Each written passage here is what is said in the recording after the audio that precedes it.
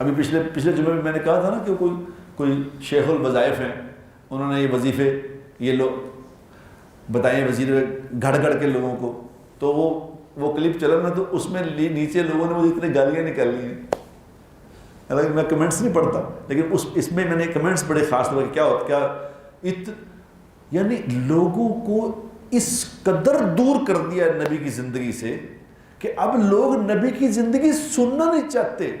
بزرگوں کی بات سننا چاہتے ہو۔ تینوں پتہ بھی ہے تو بڑا مولوی بنے ہیں، مجھے کسی نے لکھا وہ تو بڑا مولوی بنے ہیں، تینوں کی پتہ کہ شیخ الوظائف کون ہے؟ تمہیں کیا تمیز ہے؟ وہ شیخ الوظائف نے وظیفہ بتایا ہے، مجھے انہوں نے وظیفہ بتایا، اس نے کہا کہ ایک شب برات والے دن تھوڑے سے چاول لو، تھوڑے سے چاول لے کے ان پہ پہلے 11 دفعہ درود شریف پڑھو، بعد میں 11 دفعہ درود شریف پڑھو، پھر یا رزاق کو پڑھ کے وہ اپنے پرس میں رکھ لو وہ چاول، یا کسی الماری میں رکھ لو، بس جب تک وہ چاول الماری میں پڑے رہیں گے، جس پرس میں وہ چاول پڑے رہیں گے، اس میں پیسے کبھی ختم ہی نہیں ہوں گے۔ سبحان اللہ، تیری خیر ہوئے تیرے شیخ الوظائف دی، جی میں پیا کمال کر دیا، اور لوگوں کی ایسی مت مار دی، خدا کی قسم، لوگوں کو نبی کی بات بتاؤ تو نبی کی نہیں سنتے، وظیفے سنتے ہیں۔ اور یہ مجھے سکھرا صاحب نے بتایا، انہوں نے کہا کہ جی آج سے 800 سال پہلے ملا علی قاری رحمہ اللہ، اتنے بڑے محدث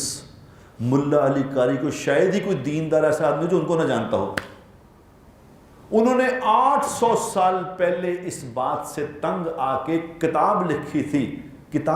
تھی حزب الاعظم، اس کتاب کا نام ہے حزب الاعظم، لکھ لو، تم بھی لکھ لو۔ اس میں کتاب میں انہوں نے کیا لکھا، اس کا جو شروع کا جو ہوتا ہے دباچہ سے وہ کہتے ہیں، اس میں کیا لکھا انہوں نے کہا یہ میں نے کتاب اس لیے لکھی ہے کہ میں یہ دیکھ رہا ہوں کہ لوگ اپنے بزرگوں کے وظیفوں پہ زیادہ یقین کر رہے ہیں، نبی کی بات پہ یقین کرنا چھوڑ دیا ہے، یعنی نبی کی بات کو نیچے لے گئے ہیں، بزرگ کی بات کو اوپر لے گئے ہیں، کمال کر دیا۔ میرے ذمے ہے شیخ الوظائف صاحب، میرے ذمے ہے کہ میں نے ہر شیخ کی بات کو نیچا کرنا ہے، نبی کی بات کو اونچا کرنا ہے انشاءاللہ تعالی۔ اللہ نے مجھے زندگی تندرستی دی، میں نبی کی بات کو اوپر کروں گا۔ مجھے اس بات سے انکار نہیں ہے کہ جو وظیفہ بتاتے ہیں وہ کوئی ناجائز ہیں، غلط ہیں۔ وہ کسی بزرگ نے کوئی وظیفہ پڑھا، اب وہ بزرگ اعمال والے تھے، تقوی والے تھے، پرہیزگار تھے، ان کا علم تھا، ان کا عمل تھا، انہوں نے کوئی وظیفہ پڑھا، ان کو فائدہ ہوا، ان سے فائدہ ہو گیا، آگے انہوں نے بتایا کہ مجھے اس سے فائدہ ہوا ہے۔ بھئی ان کو تو فائدہ ہو گیا، تمہیں نہیں ہونا اس سے، ان کو ان کے تقوی پہ ہوا تھا، تیرا تقوی ویسا ہے، اگر نہیں ہے تمہیں نہیں ہوگا۔ لیکن میرے نبی کا وظیفہ تو گناہ گاروں کے لیے ہے، گناہ گار سے گناہ گار بھی پڑے گا، خدا کی قسم اس کو بھی نفع ہوگا۔ کیوں کہ وہ وظیفہ، نبی کا وظیفہ وہ ہے جو اللہ سے نکلا ہے، اللہ نے اپنے حبیب کو بتایا ہے، اللہ کے حبیب نے جن الفاظ کو اپنی زبان اطہر سے نکالا ہے، ان الفاظ نے قبولیت کے راستے دیکھے ہوئے ہیں، ان کے قبول ہونے میں کوئی شبہ نہیں ہے۔ باقی بزرگ کچھ کے قبول ہوں گے، کچھ بھی نہیں ہوں گے،